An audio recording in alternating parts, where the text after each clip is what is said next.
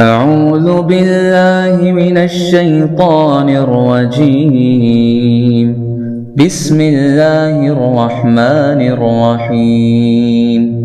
لقد كان في يوسف وإخوته آيات للسائلين إذ قالوا ليوسف وأخوه أحب إلى أبينا منا ونحن عصبة إن أبانا لفي ضلال مبين. اقتلوا يوسف أو اطرحوه أرضا يخل لكم وجه أبيكم وتكونوا من بعده قوما صالحين. قال قائل منهم لا تقتلوا يوسف وألقوه في غيابة الجب يلتقطه بعض السيارة إن كنتم فاعلين. قالوا يا أبانا ما لك لا تأمنا على يوسف وإنا له لناصحون. أرسله معنا غدا يرتع ويلعب وإنا له لحافظون. قال إني ليحزنني أن تذهبوا به وأخاف أن يأكله الذئب وأنتم عنه غافلون. قالوا لئن أكله الذئب ونحن عصبة إنا إذا لخاسرون.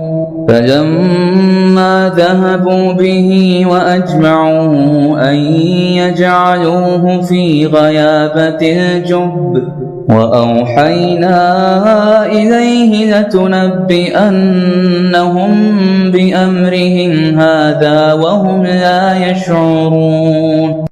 صدق الله العظيم. الحمد لله وكفى وسلام على عباده الذين اصطفى اما بعد.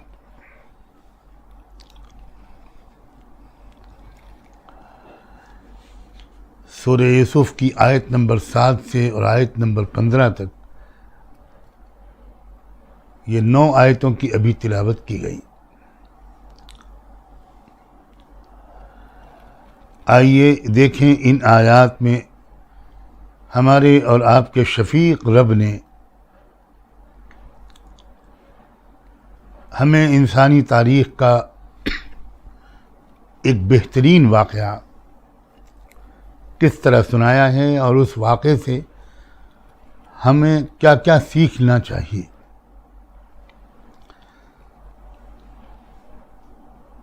جو شروعات کی ہے اللہ تعالیٰ نے اس واقعے کے بیان کی وہ یہ کہتے ہوئے کی ہے کہ لقد کان فی یوسف و اخوتہ آیات للسائلین. جو لوگ یوسف والا واقعے کے بارے میں تم سے کچھ پوچھ رہے ہیں، سوال کر رہے ہیں، ان کے لیے یوسف کے واقعے میں اور ان کے بھائیوں کے واقعے میں بہت دلائل موجود ہیں، بہت ہی قیمتی نصیحتیں یا نشانیاں موجود ہیں.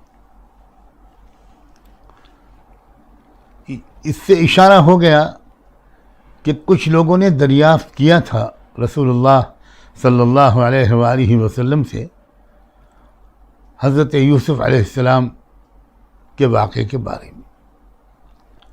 اور جیسا کہ میں عرض کر چکا ہوں کہ کچھ روایات بتاتی ہیں کہ یہ سوال صحابہ کرام کی طرف سے آیا تھا اور اس کی وجہ یہ تھی کہ صحابہ کرام نے متعین طور پر یوسف علیہ السلام کے واقعے کے بارے میں کچھ پوچھا ہو. یہ صراحت شاید روایات میں نہیں ملتی. یہ بات ملتی ہے کہ صحابہ کرام نے تو اللہ کے رسول سے یہ فرمایا تھا کہ کوئی ایسا واقعہ ہمیں سنائیے جس سے ہم کو موجودہ چیلنجز کا مقابلہ کرنا آسان ہو، ہماری ہمت بڑھے، ہمارے قدم مضبوطی سے جمے رہیں۔ اور روایات یہ بھی آتی ہیں کہ یہ سوال یہودیوں کی طرف سے ہوا تھا، یہ جانچنے کے لیے کہ دیکھیں محمد واقعی نبی ہیں، اگر نبی ہوں گے تب تو بتا سکیں گے، ورنہ عربوں میں یوسف علیہ السلام کا واقعہ مشہور و معروف نہیں تھا، تو اگر وہ نہیں بتا سکیں گے تو یہ حقیقت کھل جائے گی کہ یہ جھوٹا دعوی نبوت کر رہے ہیں، معاذ اللہ۔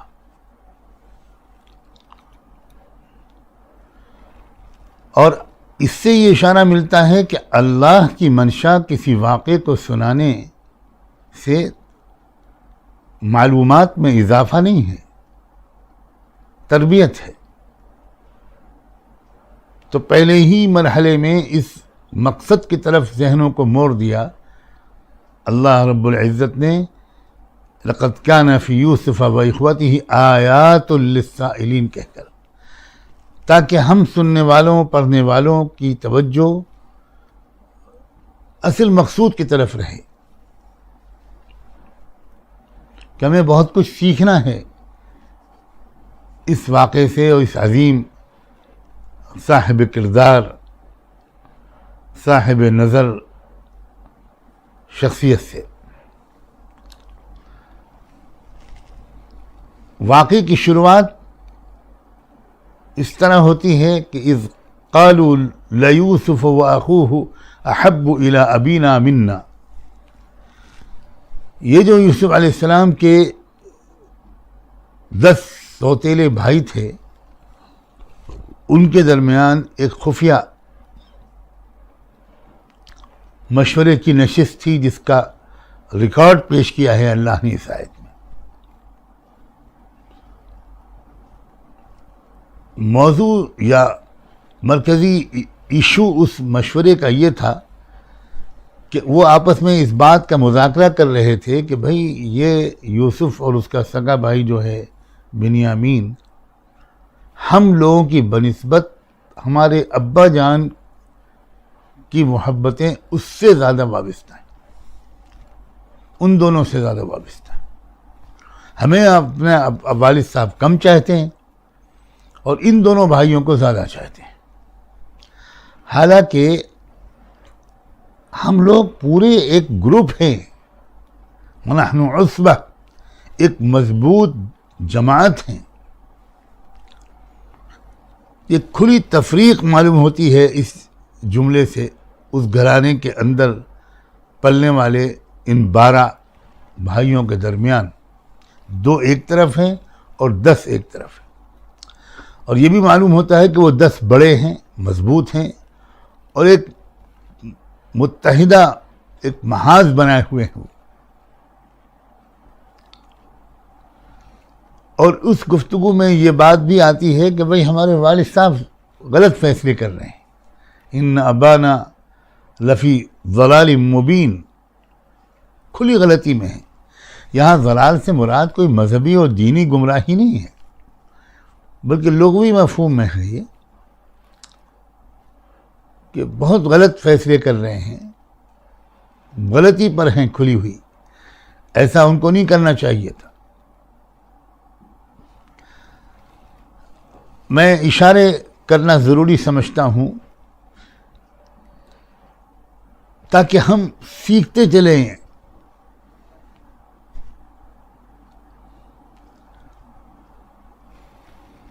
عام طور سے، خاص طور پر اس زمانے میں جو دیکھا جا رہا ہے کہ چھوٹے اپنے بڑوں کو بے عقل سمجھتے ہیں، اولادیں بزرگ والدین کو یا بزرگوں کو بالکل افکار رفتہ سمجھتے ہیں، اور بڑوں کے بارے میں عام احساسات چھوٹوں کے یہ ہیں کہ ہم زیادہ سمجھدار ہیں، وہ بیچارے پرانی نسل کے لوگ ہیں، وہ کچھ جانتے وانتے نہیں۔ میں زور دینا چاہتا ہوں، اللہ کرے نوجوان سنیں اس بات کو اور یہ بات ان کے دل میں اترے۔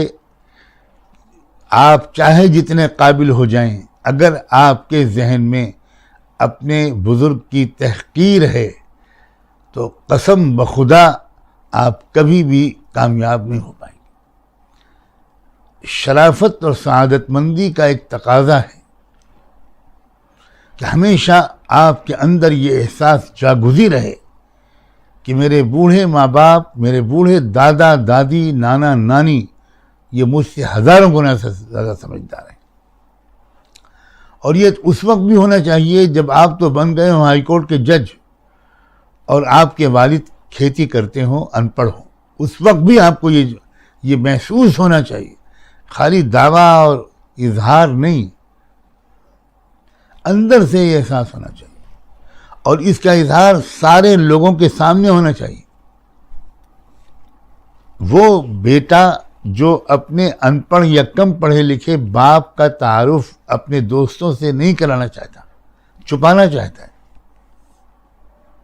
اس کو یہ لگتا ہے کہ اگر یہ ان لوگوں نے دیکھا کہ میرے باپ دیہاتی دھوتی لنگی پہنے ہوئے ہیں تو ان کو تو وہ تو میرا مذاق اڑائیں گے، میں تو IAS آفیسر بن گیا، میں تو ڈاکٹر بن گیا، میں تو بڑا عالم بن گیا، اور یہ چلے آ رہے ہیں وہاں سے بھینس کو چارہ کھلا کر گندے ہاتھ لیے ہوئے۔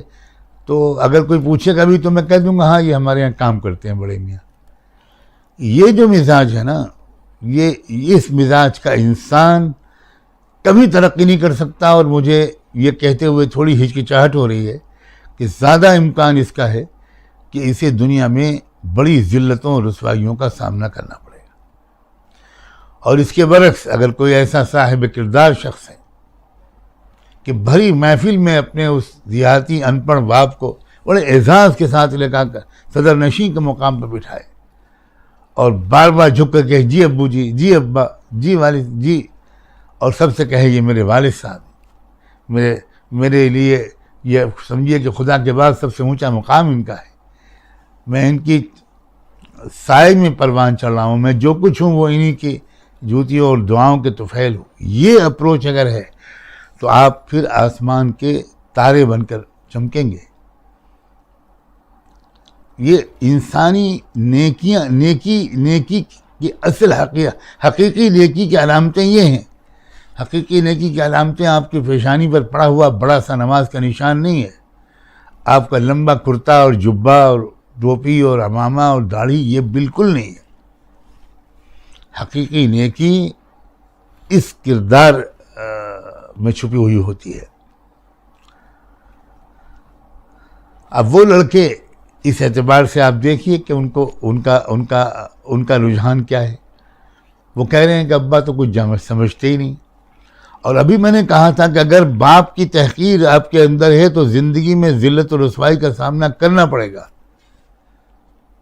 آپ یہ واقعہ پہلے سن چکے ہیں اور آپ جانتے ہیں کہ پھر ان بھائیوں کو آگے چل کر زندگی میں کن کیفیتوں سے گزرنا پڑا۔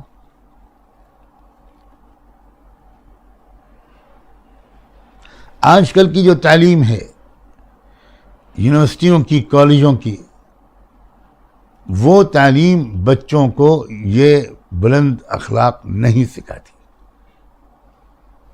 اور اس کی وجہ سے دیکھا جا رہا ہے کہ بہت سے بچے ناسمجھی میں، چونکہ ان کو اس بات کی اہمیت کبھی جتائی نہیں گئی، تو اپنے دوستوں کے سرکل میں اور سہیلیوں کے سرکل میں جس قسم کا مزاج ان کا بنتا ہے وہ ظاہر ہوتا ہے گھر میں آ کر، جب وہ اپنی ماں سے اونچی آواز میں بات کرتی ہیں یا کرتے ہیں اور ان کو بالکل اپنی پرائیویٹ زندگی میں دخل دینے کی اجازت نہیں دیتے، وہ پھٹ سے کہہ دیتے ہیں، یہ کہہ دیتی ہیں کہ امی دیکھیے اس میں نہ بولیے، یہ میرا پرسنل میٹر ہے۔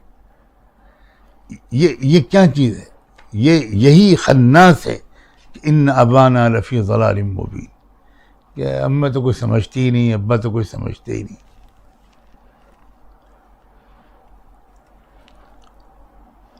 اب جب مشورے کی اندر کی پوری عکاسی ہو رہی ہے، ریکارڈنگ پیش کی جا رہی ہے،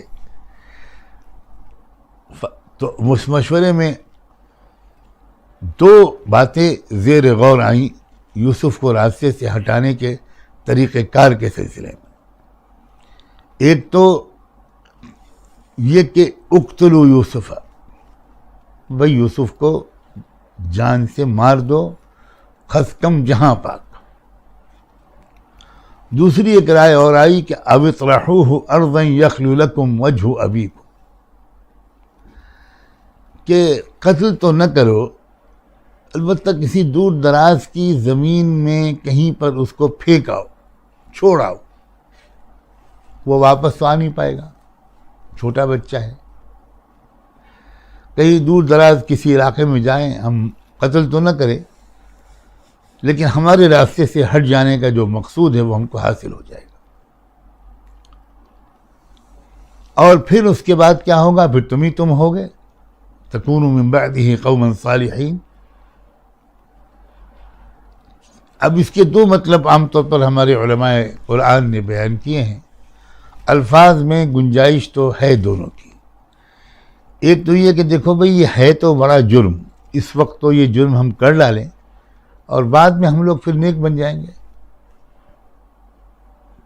جو بھائی بقیہ 9 بھائیوں کو مشورہ دے رہا ہے، ان سے یہ کہہ رہا ہے وہ کہ اس کے بعد تم لوگ نیک بن جانا۔ اور کچھ حضرات نے کہا کہ یہاں نیکی مراد نہیں ہے، بلکہ مراد اس سے یہ ہے کہ پھر تو ہم ہوں گے مرکز توجہ حبہ کی، ہمارے راستے کا کانٹا تو نکل جائے گا۔ اب یہ جب 2 تجویزیں زیر غور آئیں تو پھر اب ان میں سے ایک نے کہا قال قائل منہم لا تقتلوا یوسف، کہ نہیں بھائی دیکھو جان سے مارو تو مت، وَأَلْقُوهُ فِي غَيَابَةِ الْجُبِّ، اسے کسی اندھیرے کنویں میں ڈال دو، یلتقطہ بعض السیارہ، تاکہ ان کو کوئی راہ چلتا نکال لے گا۔ یعنی ان کے ذہن میں یہ ہے اس شخص کے جو ان لوگوں میں غنیمت کردار کا آدمی لگتا ہے، کہ وہ اس تجویز کو تو مسترد کر دیتا ہے یا مسترد کرنے کی رائے دیتا ہے کہ یوسف کو جان سے مار دیا جائے، البتہ یہ ضرور کہتا ہے کہ راستے سے ہٹانے کے لیے اتنا کافی ہوگا کہ کسی اندھے کنویں میں اس کو ڈال دیا جائے، اور کنواں بھی ایسا ہو جو قافلوں کی رہ گزر سے بہت زیادہ دور اور الگ تھلگ نہ ہو۔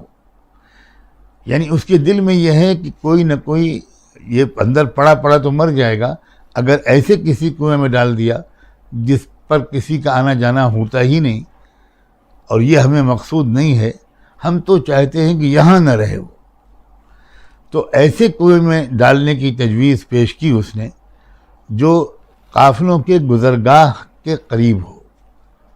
کوئی قافلہ گزرے گا، اسے نظر آئے گا، وہ نکال لے گا۔ یلتقط ہو، اگر تم کو کرنا ہی ہے تو یہ اتنا کرو بس، اس سے زیادہ نہیں، ان کنتم فاعلین۔ قالوا یا ابانا ما لک لا تأمنا علی یوسف، اب یہ مشورہ مکمل ہو گیا، بات طے ہو گئی، اسی پر فیصلہ ہو گیا۔ اب یہ لوگ واپس آتے ہیں اور اپنے والد بزرگوار کی خدمت میں حاضر ہوتے ہیں، حضرت یعقوب علیہ السلام، اور ایک عجیب انداز سے بات چھیڑتے ہیں کہ ابا جان ایک بات سمجھ میں نہیں آتی، ہم لوگ اتنا چاہتے ہیں یوسف کو، پھر بھی آپ یوسف کے سلسلے میں ہم پر بھروسہ نہیں کرتے، آپ ہمارا اعتبار نہیں کرتے۔ یہاں سے بات شروع کی اور فوراً ایک درخواست کی، ایک گزارش کی، ایک مطالبہ کیا کہ ارسلہ معنا غدا، کل آپ اسے ہمارے ساتھ بھیج دیجئے، یرتع ویلعب، جنگل میں جائیں گے اور کھائے گا، کھیلے کودے گا، ہر وقت آپ کے پاس رہتا ہے، باہر نکلنا، تفریح کرنا، یہ بھی تو ضروری ہے۔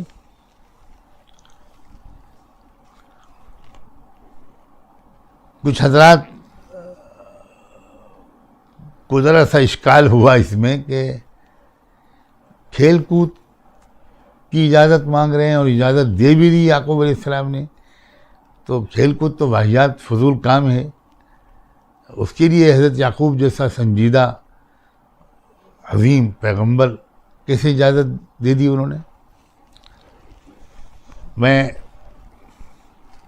عظمت کا سلام بھیجتا ہوں حکیم الامت حضرت مولانا تھانوی رحمۃ اللہ علیہ کو کہ انہوں نے صاف لفظوں میں اس رائے سے اپنے سخت اختلاف کا اظہار کیا ہے، اور یہ کہا ہے کہ نوجوانوں کی دماغی، عقلی اور جسمانی نشو و نما کے لیے تفریح اور کھیل کود بہت ضروری ہے۔ کوئی غلط مطالبہ انہوں نے نہیں کیا تھا، اور غلط اجازت دینا بالکل غلط نہیں تھا حضرت یعقوب علیہ السلام کا۔ اور ساتھ میں ان لوگوں نے جب یہ کہا اپنے والد سے کہ ہم کو ہمارے ساتھ جنگل میں ہم لوگ جائیں گے اور پکنک بنائیں گے، تو یوسف کو بھی ہمارے ساتھ کر دیجیے، تو ساتھ میں یقین بھی دلایا کہ آپ مطمئن رہیے، ہم یوسف کی پوری حفاظت کریں گے، وَإِنَّا لَهُ لَحَافِظُونَ۔ جواب میں حضرت یعقوب علیہ السلام نے اپنے بیٹوں سے یہ کہا کہ انی لیحزننی ان تذهبوا به واخاف ان یاکلہ الذئب۔ دو لفظ بولے ہیں، حزن اور خوف، کہ دیکھو مجھے جب یوسف میری آنکھوں سے دور ہوتا ہے تو میرا دل نہیں لگتا، میں اداس ہو جاتا ہوں۔ اللہ اکبر۔ ایک نبی ہے، اور نبی ہونے کے ساتھ وہ باپ بھی تو ہے، انسان بھی تو ہے۔ یہ جو کچھ لوگوں کو تصور ہوتا ہے کہ جو اللہ والے ہیں، بزرگ ہیں، ان کو کہاں اپنے بچوں سے اتنا لگاؤ اور پیار، وہ اس کو دینداری کے اعلیٰ درجے کی دینداری کے خلاف سمجھتے ہیں۔ یہ جو خشک دینداری کا تصور ہے، اس نے بھی بہت بڑی تعداد میں لوگوں کو دین سے دور کر دیا اور بدگمان کر دیا۔ ورنہ حقیقت تو یہ ہے کہ جس کی روحانیت جتنی زیادہ طاقتور ہوتی ہے، وہ اتنا ہی شاندار محبت کرنے والا شوہر بنتا ہے، وہ اتنا ہی شاندار اور محبت کرنے والا باپ بنتا ہے، ماں بنتی ہے۔ اور جس کی حیوانیت زیادہ ہوتی ہے، اسے اپنی ذات کے سوا کوئی نظر نہیں آتا، ایون اپنی بیوی، اپنے بچے نظر نہیں آتے، اور کہنے کو سمجھا جاتا ہے کہ زیادہ دیندار ہیں اس لیے ان کو بیوی بچوں سے رغبت ہی نہیں ہے۔ وہ زیادہ دیندار نہیں ہیں، ان کے اندر، ان کے وجود کے اندر کا جو حیوانی پہلو ہے وہ زیادہ طاقتور ہے۔ ورنہ جس کی روحانیت زیادہ طاقتور ہوتی ہے، جس کو اللہ سے گہرا تعلق ہوتا ہے، اس کی روح بہت لطیف بن جاتی ہے، اور وہ شخص محبت کی ایک نشانی بن جاتا ہے، محبت کا پیکر بن جاتا ہے۔ چنانچہ یعقوب علیہ السلام کا بھی بالکل یہی حال تھا۔ انہوں نے کہا دیکھو یوسف جب میری آنکھوں سے اوجھل ہوتا ہے تو انی لیحزننی، مجھے اچھا نہیں لگتا، میں اداس ہو جاتا ہوں، میں اس کو اپنی آنکھوں سے اوجھل نہیں ہونے دینا چاہتا۔ اور ایک اور بات کا اندیشہ ہے، وَأَخَافُ أَن يَأْكُلَهُ الذِّئْبُ وَأَنْتُمْ عَنْهُ غَافِلُونَ، مجھے اس بات کا ڈر ہے کہ جس جنگل میں جس طرف تم جانے کی بات کر رہے ہو، میں جانتا ہوں وہاں بھیڑیے بہت ہیں، اور تم تو اپنا کھیل کود میں لگے رہو گے، تمہاری دھیان ہٹ جائے گا ادھر سے، اور کوئی بھیڑیا کھا لے گا میرے بیٹے یوسف کو۔ یہ جو ماں کے اندیشے ہوتے ہیں، باپ کے اندیشے ہوتے ہیں، ان اندیشوں سے بچوں کو جو آج کل کا مزاج ہے، میں بہت مفید سمجھتا ہوں کہ قدم قدم پر کچھ اشارے کرتا چلوں۔ ہم دیکھ رہے ہیں اپنے معاشرے میں ہماری نوجوان نسل اس بات کا مذاق اڑاتی ہے کہ امی کیا ابھی 1 گھنٹہ ہوا تھا آپ نے فون کر دیا، یہ کیا ہے کہ آپ بار بار ہم کو فون کرتے، ہم آ جائیں گے، ہم کو چھوٹے بچے۔ یہ جو مزاج ہے نا، جس کو بہت قابلیت کا مزاج سمجھا جاتا ہے، میں پھر کہتا ہوں یہ کمظرفی، شرافت اور ذرا سا زیادہ گرا ہوا لفظ ہے، یہ کمینے پن کی علامت ہے۔ ماں باپ کا رشتہ ایسے ہی ہوتا ہے بچوں سے، چاہے وہ بچے خود صاحب اولاد ہو جائیں، لیکن ماں باپ کی نظر میں وہ چھوٹے بچے رہتے ہیں۔ تو وہ جب چلے جاتے ہیں کہیں تو ان کا دل لگا رہتا ہے، اندیشے ان کو ستاتے رہتے ہیں کہ بچہ ہمارا خیریت سے آئے گا کہ نہیں، حالات بہت خراب ہیں، ریل میں بھیڑ بہت ہوتی ہے، یہ ہوتا ہے، اور وہ اس محبت کی وجہ سے وہ 2-4 بار فون کر لیتے ہیں۔ اب اگر سعادت مند ہے، ابو بس انشاءاللہ میں چل دیا ہوں، راستے میں ہوں، انشاءاللہ میں ابھی پہنچتا ہوں، جی بالکل آپ فکر نہ فرمائیں، انشاءاللہ میں حاضر ہوں، میں آ رہا ہوں۔ یعنی جتنی بار فون آتا ہے بجائے الجھنے کے، اس شخص کی خوشی، اپنے والدین کی محبت اور شفقت کی قدر اس کے اندر بڑھتی چلی جاتی ہے، اور جو اس کے لب و لہجے میں جھلکتی ہے۔ الفاظ اور لب و لہجہ یہ عکاس ہوتے ہیں دل کی کیفیت کی۔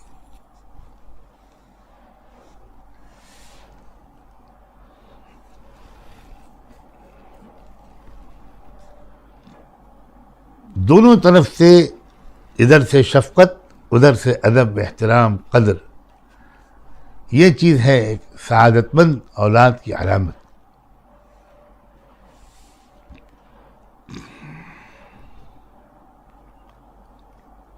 اس کے جواب میں جب حضرت یعقوب علیہ السلام نے یہ کہا کہ دیکھو بھائی، میں جو نہیں بھیجتا ہوں اس کی ایک وجہ تو یہ ہے کہ اس سے جدائیگی مجھے اچھی نہیں لگتی، برداشت نہیں کر پاتا، اور دوسری یہ کہ مجھے اس کی جان پر خطرہ بھی لگتا ہے کہ تم لوگ تو بڑے ہو، اپنے کھیل کود میں مست رہو گے، ایسا نہ ہو کہ کسی بھیڑیے کے منہ کا لقمہ بن جائے۔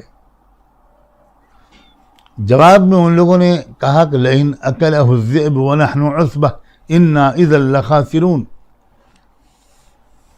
ابا جان ہمارے ہوتے ہوئے اتنے مضبوط لوگ ہیں، ہم تندرست جوان، اتنی بڑی جماعت ہے، ہمارے ہوتے ہوئے بھیڑیا اسے کھا جائے تو پھر تو ہم بالکل ہی گئے گزرے ہوئے، انا اذا لخاسرون، تو ہے ہمارے اوپر۔ اب دیکھیے اس جملے کے اندر بھی اگر یہ یوسف جیسے کسی سعادت مند بیٹے نے یہ بات کہی ہوتی تو الفاظ یہ نہیں ہو سکتے تھے۔ الفاظ یہ ہوتے کہ نہیں ابا آپ دعا فرمائیے، انشاءاللہ ہم پوری ذمہ داری سے اس کو ایک لمحے کے لیے اپنے سے جدا نہیں ہونے دیں گے۔ اس جواب میں تواضع، انکسار، ادب سب چھپا ہوا ہے، لیکن وہ جو جواب جو دے رہے ہیں اس میں تکبر نہیں محسوس ہوتا آپ کو، بڑے بول نہیں محسوس ہوتے؟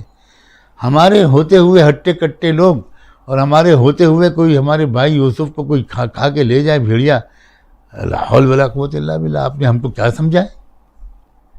ہم اتنے گئے گزرے ہیں۔ یہ انداز جو ہے، یہ انداز نفسیات بتاتی ہے۔ میں پھر ایک مرتبہ عرض کرتا ہوں کہ آج کل خدا جانے لوگوں کی حساسیت کہاں ہے، وہ کیا بول لیتے ہیں انہیں کچھ محسوس نہیں ہوتا، اور جو حساس لوگ ہیں، اور میں یہ بات آج کہہ دوں کہ میں آخری درجے کا حساس ہوں، میں ہی جانتا ہوں کہ کس طرح میں لوگوں کے ساتھ نباہ کرتا ہوں۔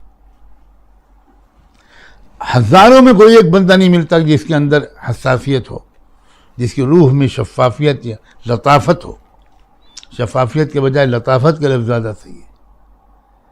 اکھڑ قسم کے لوگ ہیں بالکل. چنانچہ یہ اکھڑ پنا، یہ ایک عجیب کھردرا اور خشک مزاج اور ذرا گھمنڈ، یہ سب جھلکتا ہے ان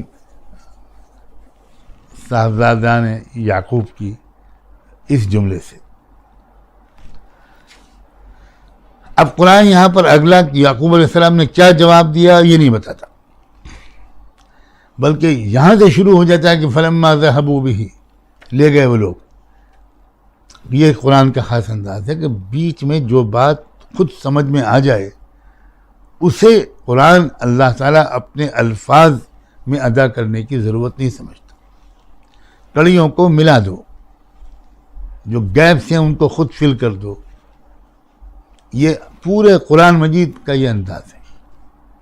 تو یہ جملہ یہاں پر نہیں آیا کہ واتفقوا علی ان یذهبوا به، آخر میں پھر فیصلہ ہو گیا کہ اس کو لے جایا جائے، یہ لفظ نہیں آیا، بلکہ فلما ذهبوا به، اور جب وہ اس کو لے کر گئے یوسف کو، وَأَجْمَعُوا أَن يَجْعَلُوهُ فِي غَيَابَةِ الْجُبِّ، اور یہ وہ سب طے کر چکے تھے کہ تجویز کے مطابق اندھیرے کنویں ہی میں ڈالنا ہے.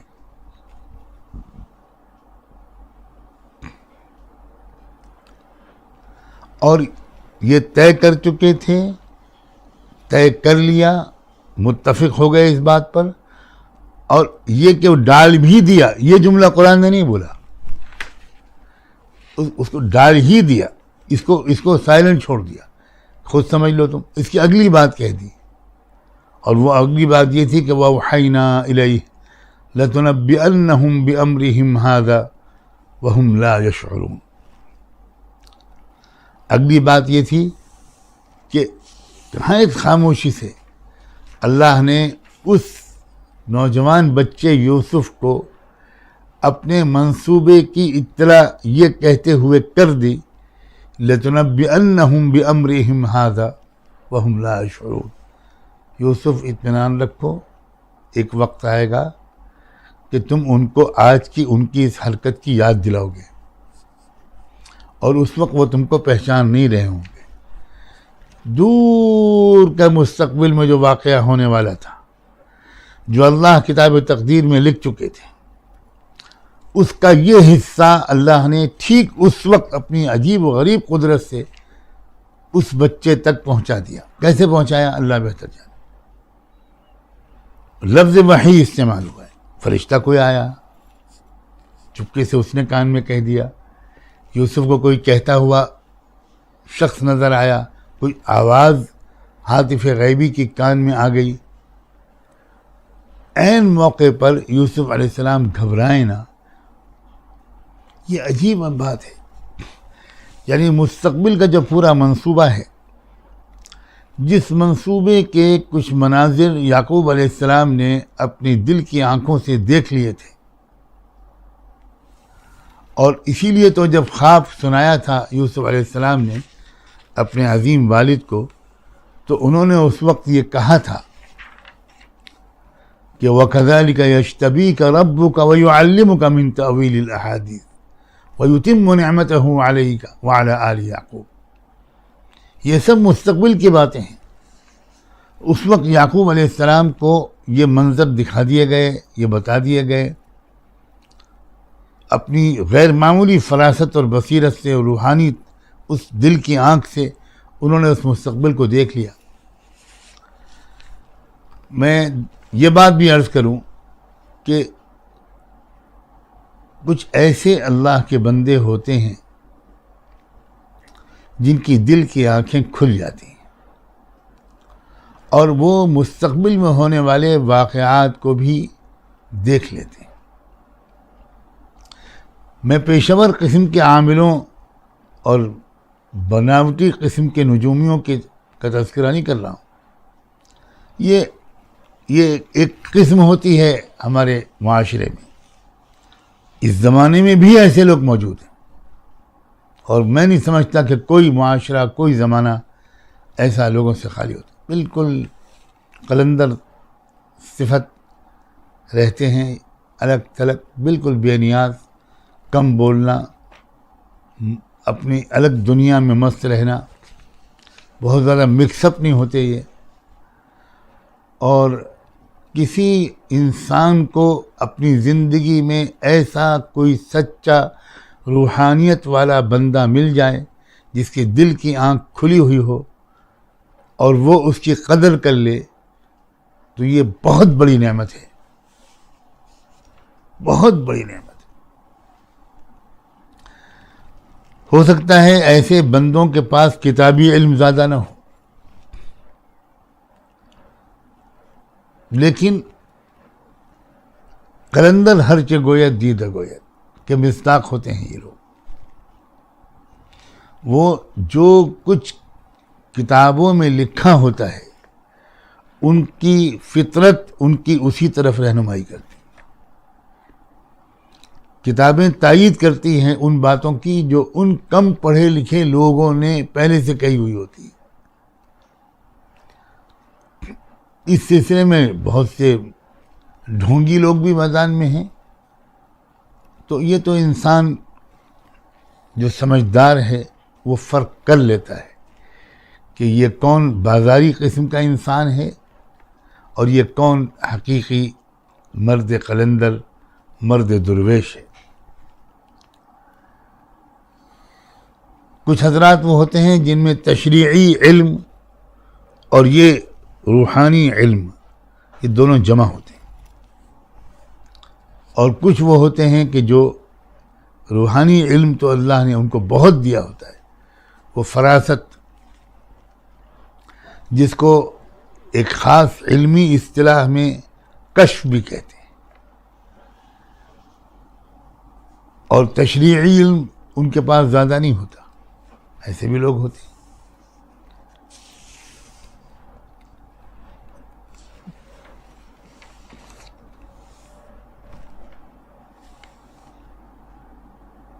تو یہ بات والد ماجد کی، یہ جو نسبت تھی روحانیت کی، یہ بچپن سے یوسف علیہ السلام کو منتقل ہوئی.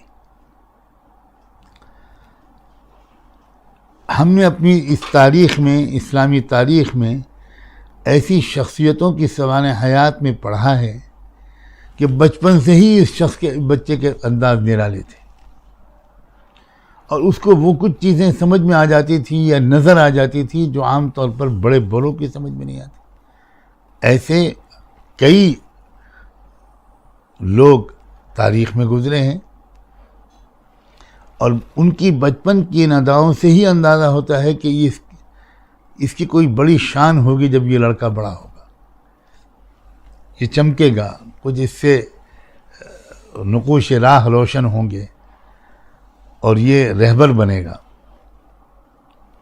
چنانچہ یعقوب علیہ السلام بھی اسی طرح کے تھے، اور میں جیسے ابھی عرض کیا، یہ آیت یہ بتاتی ہے کہ یہ صلاحیت ان کے اندر تھی.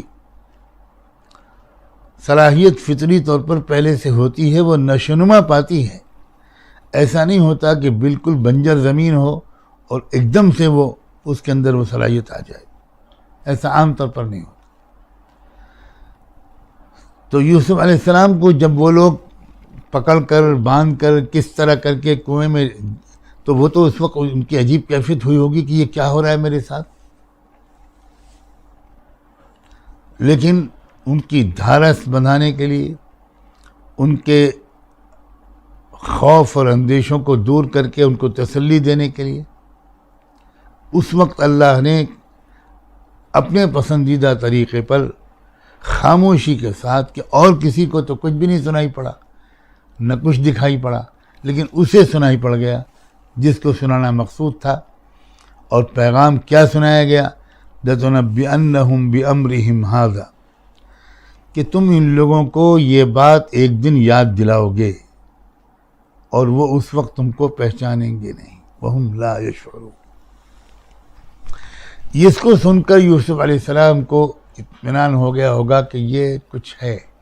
انہیں یاد آیا ہوگا کہ میں نے خواب دیکھا تھا، انہیں یاد آیا ہوگا کہ میں نے خواب ابا جان کو سنایا تھا، اور انہوں نے یاد آیا ہوگا کہ اس خواب کے سننے کے بعد ابا جان نے مجھ سے کیا فرمایا تھا. وَكَذَلِكَ يَجْتَبِيكَ رَبُّكَ وَيُعَلِّمُكَ مِن تَأْوِيلِ الْأَحَادِيثِ۔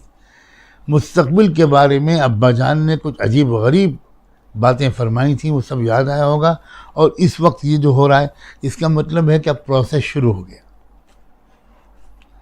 اب شروع ہو گیا، میری زندگی کے اوراق اب پلٹتے رہیں گے، اور میں اس منزل کی طرف آہستہ آہستہ بڑھتا چلا جاؤں گا جس منزل کی طرف پہنچنے کا یقین دلایا تھا میرے عظیم بزرگ والد نے۔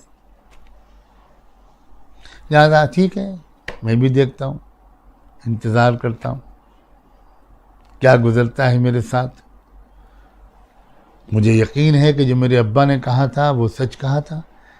میں جانتا ہوں کہ میرے والد بزرگوار جھوٹ نہیں بولتے، میں جانتا ہوں کہ میرے والد بزرگوار صاحب نظر ہیں، صاحب فراست ہیں، صاحب کشف ہیں، اور مجھے ان کی باتوں پر پورا یقین ہے، اور ان کی بات پر یقین بڑھ گیا میرا اس وقت چپکے سے یہ پیغام ربانی سن کر۔ تو سپردم بتو مائے خیشرا، میں اپنے آپ کو اللہ کے حوالے کرتا ہوں، تقدیر کے حوالے کرتا ہوں، کوئی واویلا نہیں مچاتا، کوئی شور نہیں مچاتا، اندیشہائے دور دراز میں مبتلا نہیں ہوتا، اور انتظار کرتا ہوں۔ نہایت عجیب و غریب خاموشی کے ساتھ یوسف علیہ السلام نے اپنے آپ کو اپنے رب کے فیصلے کے حوالے کر دیا۔ کتنے خوش نصیب ہیں وہ لوگ، میں اپنی اس وقت کی گفتگو کو مکمل کرتے ہوئے یہ بات کہتا ہوں، کتنے خوش نصیب ہیں وہ لوگ۔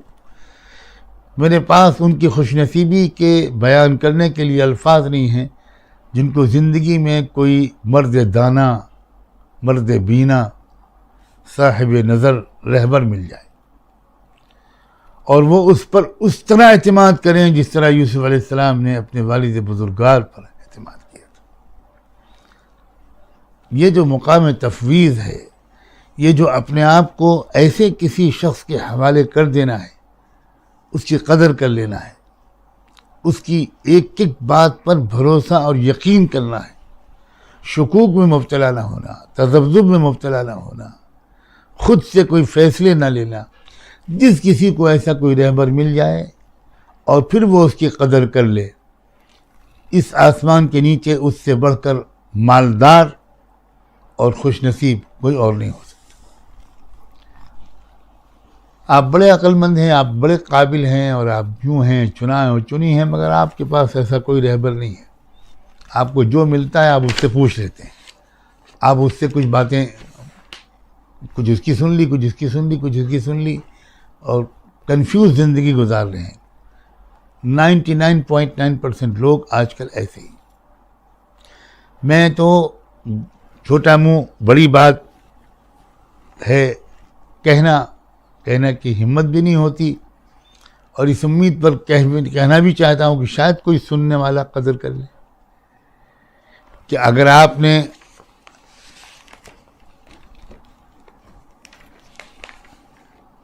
آپ تلاش کریں، اس بات کی قدر کر لیں، اور آپ تلاش کریں کہ دیکھوں مجھے بھی کوئی مل جاتا ایسا مرد دانا، اور مزاج آپ کا ہو سعادت مندی کا، اعتبار کا، بھروسے کا، اطاعت اور سپردگی کا، تو پھر آپ دیکھیے گا کہ اس کی بہاریں زندگی میں کیسے آئیں گی۔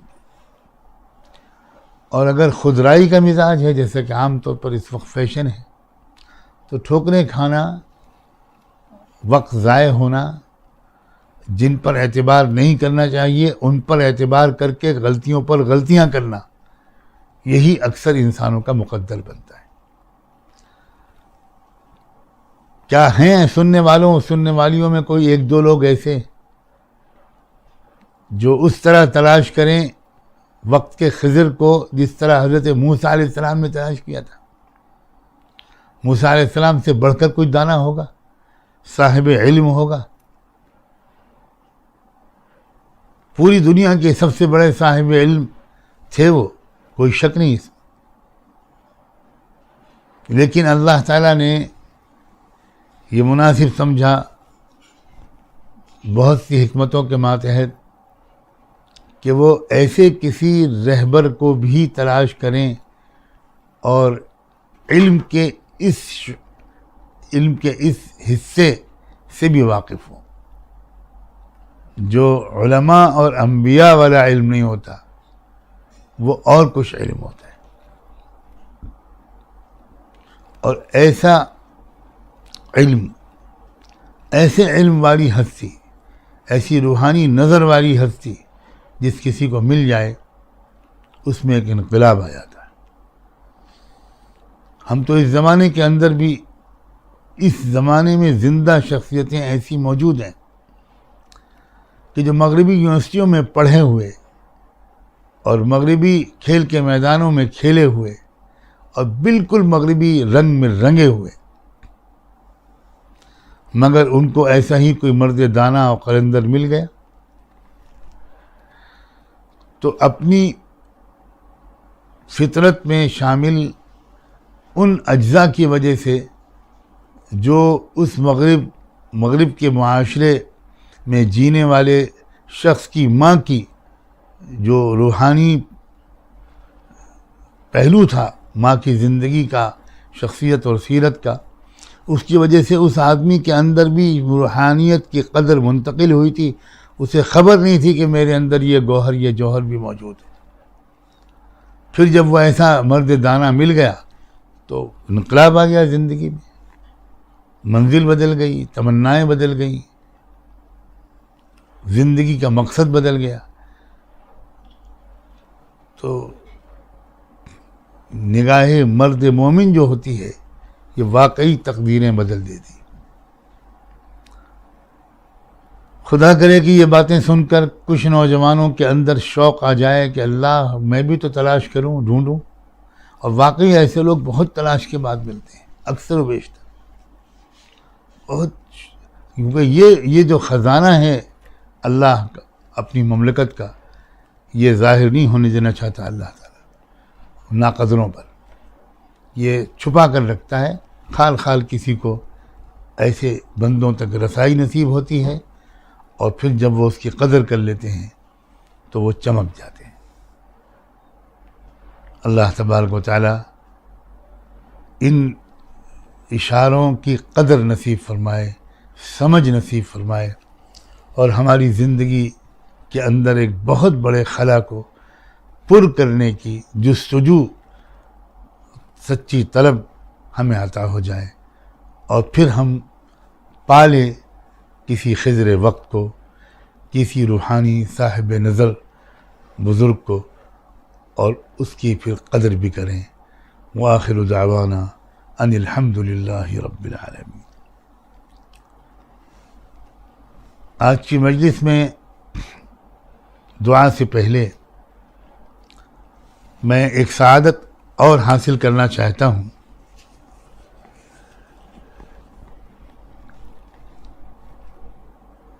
ہمارے ملک کے مشہور ریاست کیرلا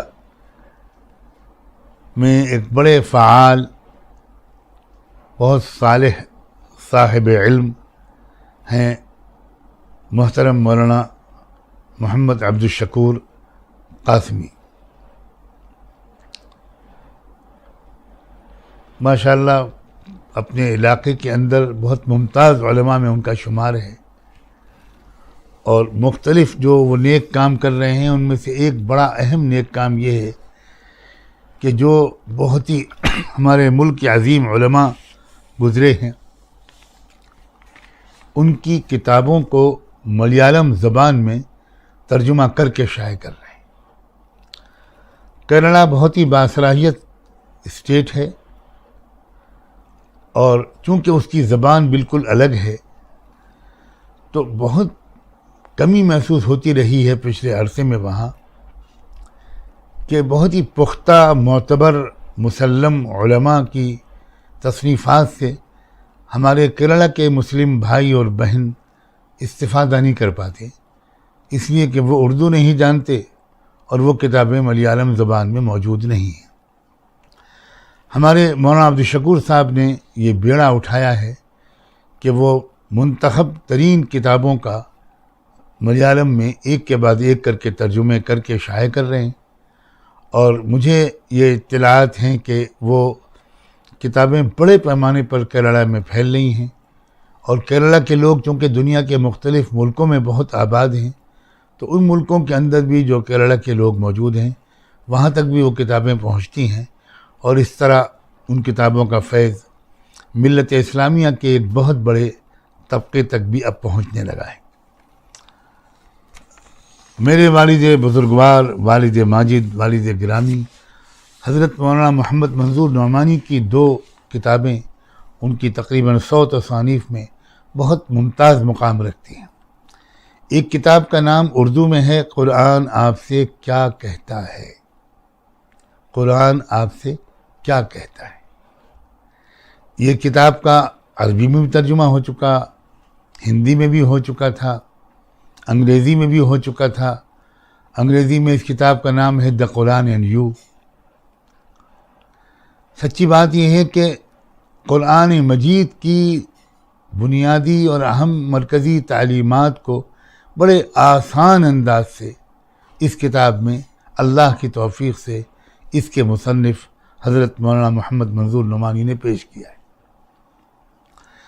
میرا تو دل چاہتا ہے کہ جو بندے اور بندیاں بھی قرآن کو سمجھنا چاہتے ہیں وہ قرآن کے ترجمے وغیرہ کو تو ضرور پڑھیں، لیکن اس کتاب کو ذرا پڑھ لیں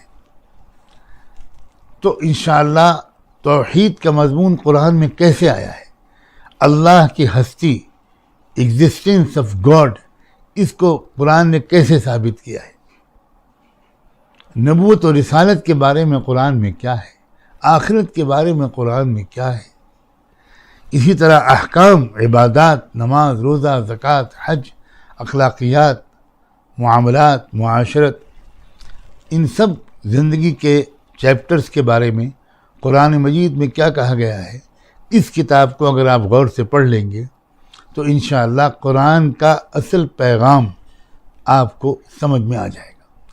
اور پھر تو اگر آپ نے زیادہ غور سے پڑھا ہوگا تو جب وہ آیتیں سنیں گے آپ امام سے یا اپنی تلاوت میں آپ گزریں گے ان آیتوں سے تو انشاءاللہ آپ کی سمجھ میں آنے لگے گا کہ ان آیتوں میں توحید بیان کی گئی ہے، ان آیتوں میں رسالت بیان کی گئی ہے، ان آیتوں میں آخرت بیان کی گئی ہے، وغیرہ وغیرہ۔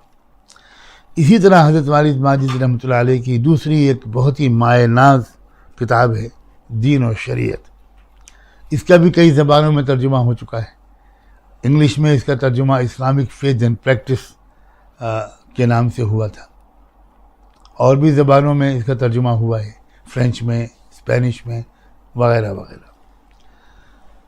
تو محترم مولانا عبد الشکور صاحب نے ان دونوں کتابوں کا ابھی حال میں ملیالم میں ترجمہ کیا ہے، قرآن آپ سے کیا کہتا ہے کا ترجمہ کیا ہے، اور دین و شریعت کا۔